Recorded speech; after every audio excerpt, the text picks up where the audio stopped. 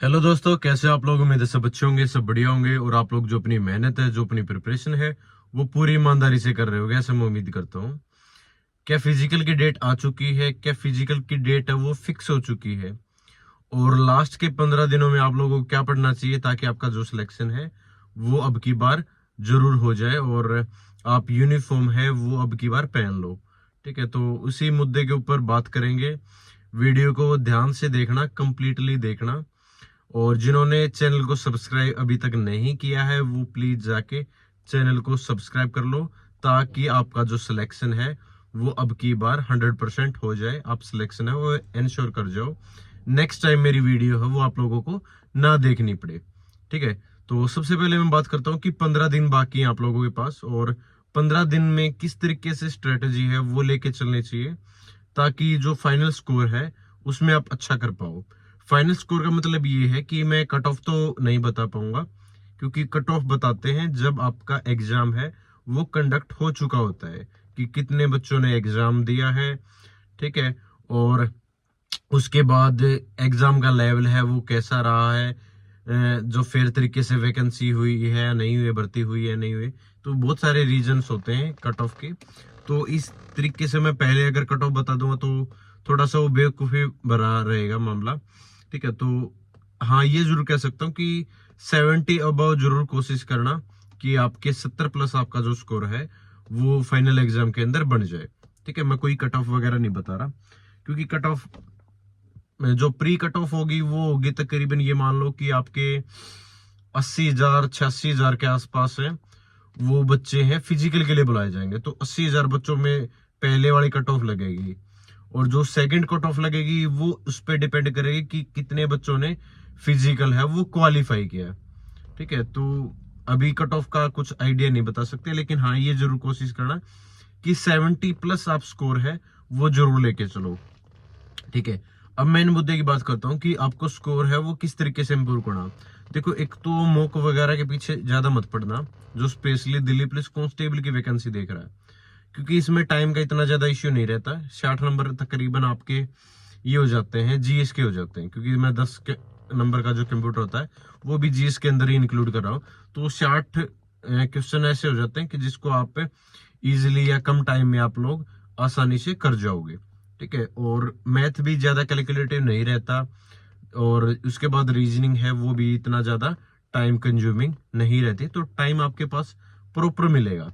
ऐसा नहीं कि आपको टाइम मैनेजमेंट की इतनी ज्यादा जरूरत पड़ेगी जैसा कि बाकी एग्जाम के अंदर होता है, एसएससी के, जैसे सीजीएल वगैरह है या सीपीओ वगैरह है या सीएचएसएल वगैरह, उसमें टाइम ठीक है मैनेज करना पड़ता है। लेकिन इसमें आपको काफी टाइम मिल जाता है, तो आप आराम से एग्जाम है वो कंडक्ट कर सकते हो।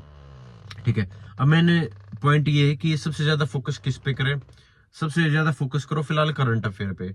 करंट अफेयर आप स्टार्ट कर दो, लास्ट अक्टूबर नवंबर से स्टार्ट कर दो। 2024 की मैं बात कर रहा हूँ, 2024 के अक्टूबर नवंबर से स्टार्ट कर दो, और इस साल के अक्टूबर तक आप जो करंट अफेयर है वो अच्छे से कवर कर लो। आपका लगभग करंट अफेयर है वो हो जाएगा। 8 से 10 क्वेश्चन आपको करंट अफेयर के डेफिनेटली देखने को मिलेंगे, तो आप लोग उस पर थोड़ा सा फोकस कर लो। उसके बाद सबसे ज्यादा हमने देखा जा रहा है कि जो एडिक्यूटी है वो इकोनॉमिक्स पे ज्यादा ध्यान दे रही है। तो इकोनॉमिक्स के क्वेश्चन कहाँ से कर सकते हो? उत्कर्ष क्लासेज है, वहां से आप जो प्लेलिस्ट है इकोनॉमिक्स की वो आप प्लेलिस्ट है डेली बेसिस पे प्ले 2 वीडियोस 3 वीडियो जितनी भी आप लोग देख सकते हो, और जो भी आपके पास बुक अवेलेबल है वहां से आप कंटेंट है इकोनॉमिक्स, पॉलिटी और करंट अफेयर, मैं ये कहता हूँ कि इन चीजों पर ज्यादा आपको फोकस है वो फिलहाल करना चाहिए। ठीक है, अभी कुछ बच्चे कह रहे थे कि सर हमारा तो मैथ ही कंप्लीट नहीं हुआ है तो क्या कर सकते हैं। देखो, उसके लिए तो ये कि आप मेन मेन टॉपिक्स हैं, ठीक है, जो जहाँ से ज्यादा क्वेश्चन है वो पूछे जा रहे हैं, ठीक है, उन टॉपिक से आप क्वेश्चन है वो लगा सकते हो। मतलब अगर आप डिटेल में सारे चैप्टर अगर आपसे कवर नहीं हो रहे हैं तो आप मेन मेन जो टॉपिक्स हैं वो आप लोग कवर कर सकते हो, क्योंकि और दूसरा तो चारा है नहीं कि आप लोग कंप्लीटली सारी चीजें छोड़ दो। ऐसा तो 15 नंबर क्योंकि ज्यादा आपके लिए अहमियत रखते हैं, उसी से आपकी जो कट ऑफ है वो डिसाइड होगी, जो आपका फाइनल सिलेक्शन है वो उसी से डिसाइड होगा। अब दूसरी बात करते हैं कि फिजिकल की क्या डेट आ चुकी है सर, क्या अभी फिजिकल बता रहे कि 20 फरवरी से आपके फिजिकल है वो कंडक्ट करवाए जाएंगे, उसमें कितनी सच्चाई है? देखो, जनवरी तक आपके एग्जाम चलेंगे, दिल्ली पुलिस के सारे सारे एग्जाम, और सभी एग्जाम में फिजिकल है वो करवाया जाएगा। तो ऐसा भी नहीं है कि आपको बार बार, जैसे कि एक बार दिल्ली पुलिस का करवा लिया, उसके बाद 1 महीने बाद ड्राइवर का करवाएंगे, या उसके 1 महीने बाद AWOTP होगा, या इस तरीके से वो रेगुलर बेसिस पे आपके फिजिकल है वो चलेंगे। तो इसका मतलब ये है कि आपके 22 तारीख तक, 22 जनवरी तक आपके हेड कांस्टेबल के जो एग्जाम है वो कंप्लीट हो चुके होंगे। ठीक है, ड्राइवर की पहले ही आपकी डेट आ चुकी है, 16-17 तारीख को ड्राइवर है, उसके बाद 18 तारीख से आपके कांस्टेबल के एग्जाम है, फिर आपके मिनिस्ट्री और AW वाले एग्जाम। तो जनवरी तक सारे एग्जाम कंडक्ट करवा चुके होंगे। उसके बाद मोस्ट प्रोबेबली ऐसा पॉसिबल है, बिल्कुल पॉसिबल है कि आपके फिजिकल है वो फरवरी महीने में स्टार्ट हो जाए।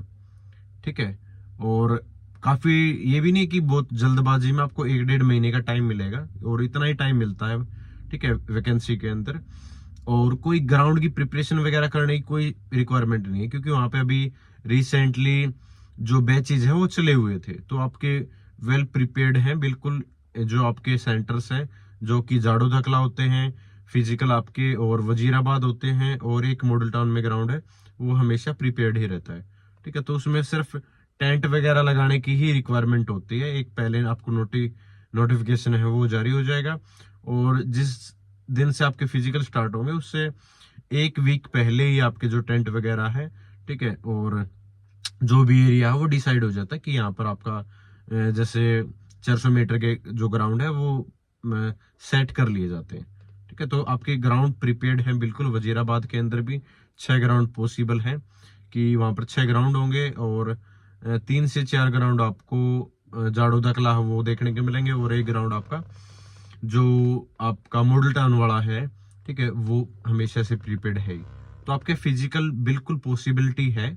जिन्होंने अभी फिजिकल स्टार्ट नहीं किया है वो ये सोच रहा है कि मैं रिटन एग्जाम दूंगा और उसके बाद फिजिकल स्टार्ट करूंगा, तो उसके चांसेस बिल्कुल ना के बराबर हैं, क्योंकि 1 महीने में आप अगर जिसकी 8 मिनट टाइमिंग आ रही है ना, तो वो 6 मिनट बहुत ही ज्यादा टफ हो जाती है, बहुत ही ज्यादा मुश्किल हो जाती है। उसमें फिर इंजरी के भी चांसेस बढ़ जाते हैं कि आपको इंजरी ना हो जाए, और इंजरी अगर हो गई किसी भी पॉइंट पर कहीं पे भी, मान लो लॉन्ग रनिंग कर रहे हो आप, लॉन्ग जंप कर रहे हो उस टाइम पे हो जाती है, या हाई जंप कर रहे हो तब पैर मुड़ जाता है, अगर इंजरी हो जाती है, क्योंकि उस टाइम पे ये होता है कि मैं जल्दी से जो अपनी टाइमिंग है वो कवर कर लूं, या जल्दी से जो मेरा लॉन्ग जंप है उसको मैं करेक्ट कर लूं, तो उस जल्दबाजी के चक्कर में इंजरी होना ज्यादा चांसेस रहते हैं। तो ऐसा नहीं करना आप लोगों को। एक टाइम में ये नहीं करा कि अब सुबह शाम दोनों टाइम लग जाओ, कम से कम एक टाइम, जो भी सीरियस पढ़ाई कर रहा है आज के टाइम पे, वो एक टाइम तो जरूर अपना जो फिजिकल है उसके ऊपर काम करना स्टार्ट कर दो। ठीक है, लॉन्ग रनिंग है वो करनी स्टार्ट कर दो। मैं ये नहीं करा कि आप बिल्कुल स्पीड में दौड़ो, आप वॉकिंग कर सकते हो, या फिर आप 8 किलोमीटर, 7 किलोमीटर, 6 किलोमीटर, जितना भी आप जा सकते हो, हल्की रनिंग है वो आप लोग कर सकते हो, और स्टार्ट कर देनी चाहिए मेरे हिसाब से। जो भी सीरियसली चाहता है कि मैं अब की बार दिल्ली पुलिस के अंदर सिलेक्शन ले जाऊं, ठीक है, क्योंकि ऐसे बहुत मिलेंगे जिसका स्कोर अच्छा आ जाएगा बिल्कुल।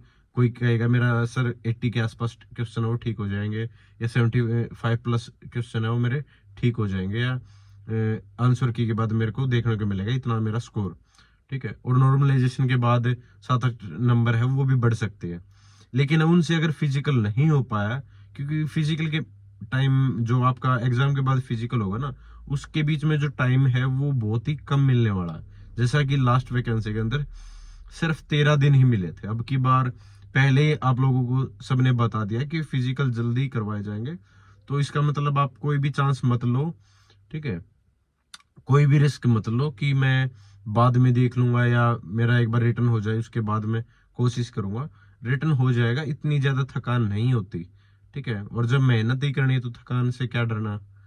ठीक है ना, अगर आपको सिलेक्शन ही चाहिए है तो सिलेक्शन इतना इजी नहीं होता, आपको बिल्कुल पसीने आ जाएंगे, आपको मेहनत करनी पड़ेगी, और वो मेहनत आपकी 2 महीनों की, 3 महीनों की मेहनत है। उसके बाद आप आराम से ट्रेनिंग के जो मजे हैं वो लेना, आपके अकाउंट में सैलरी है वो अच्छी खासी देखने को मिलेगी।